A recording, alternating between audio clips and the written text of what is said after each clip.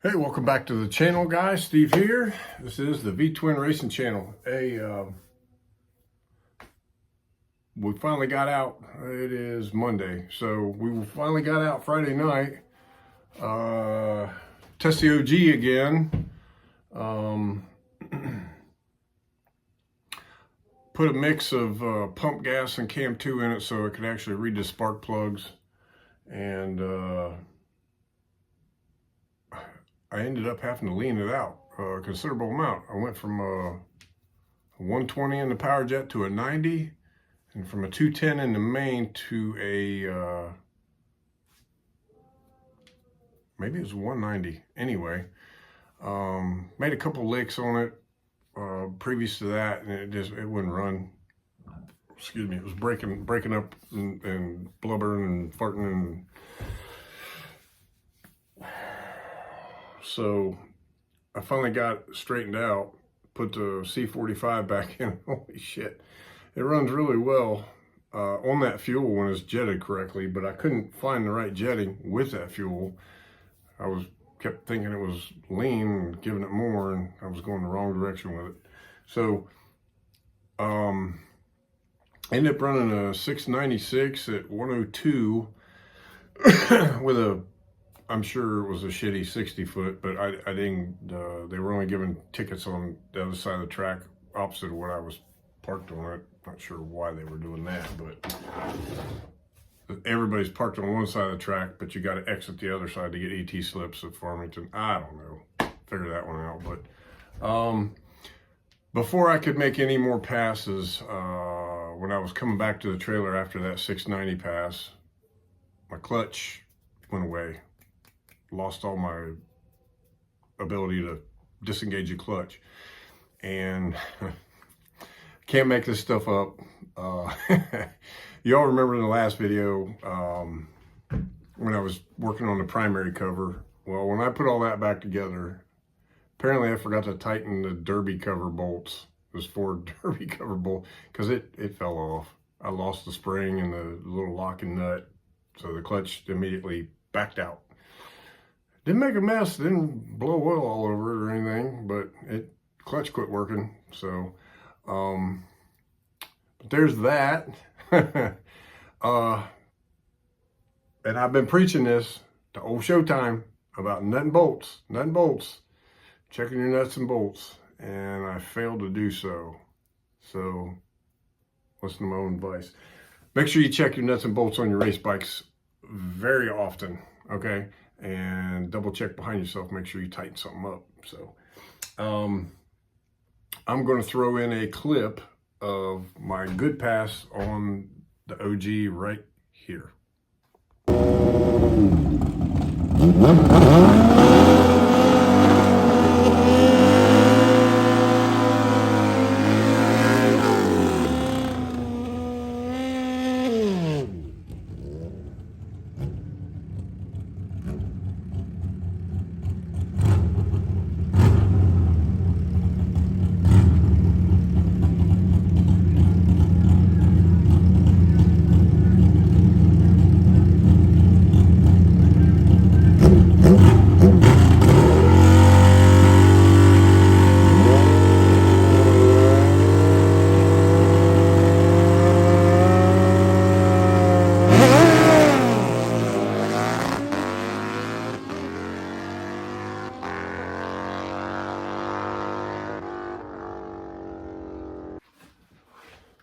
Okay, on the non-bagger, or the silver rubber mounted bike, whatever the hell it is. This thing, you can see I got the oil tank off of it right now. I'm changing it out to this one right here, because this came on that bike I got from the Joneses, the 07, and I thought, wow, it's got a push-in cap like the the earlier style, or even a soft tail like a Fat Boy or a soft tail standard, whatever. But what I found out was you know, this is actually takes that stupid turn push lock piece of shit oil cap that keeps popping open on this thing and blowing oil over my leg, unless I slap a bunch of duct tape on the side of my bike. This right here has the O-ring added to it off of that push turn lock deal, and it fits down in there pretty snug.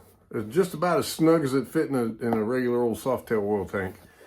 So I didn't really need to change the oil tank. I thought this was a different oil tank. I'd never seen one like this on a 04 Up Sportster. They all had that stupid turn push pop lock thing on it. But while I was taking my old oil tank off, I broke one of the nipples off of it. So I'm going to put this one on there, and hopefully we're done with the Duct Tape Express with that. So on to the next one. Okay, so I've traded my big bored out Super D main body, just the main body. I kept my, obviously, the Velocity Stack, the bowl I bought from Joe's Parts, Joe Perry. This bowl, he's selling these very nice. Okay, not welded, they're machined. There's might be threaded in there, I don't know. It's a really nice deal. So saved my bowl, you know, my bowl screws, all that good stuff. My drilled out emulsion tube, extension, all that mess. Anyway, so I have to send the other I'm gonna call it the throttle body, the main body. I have to send it out because I don't have it. It's already in a box, getting ready to get shipped out. It doesn't have a hole. Well, it has an air bleed, but it's not machined for a SNS jet where you can change the air bleed on it. You know, it's not adjustable. It's just had a hole cast in it and with a little pinhole and all that. So I got to send that to get that modified so that I can use an air bleed jet, so I can change the air bleed to where I want it. Got a couple other things I got to pack up and ship out. But can't make any races like I explained in the last one for a little while. I really hope I can get out and do something before it's projected I should make it to the Wilkesboro round to the All Harley World Shootout, but that's in August. I don't know.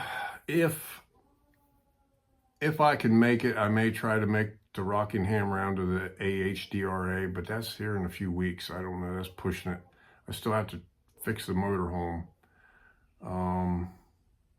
But again, I've kind of stopped all this because of the, you know, the money situation and a few other things for the time being. But on the silver bike, I got to make a phone call to Twin Tech and find out if there's anything I'm doing wrong trying to program that. Why is that thing only making 40-some hundred RPM and it just, it's like it's on a rev limiter?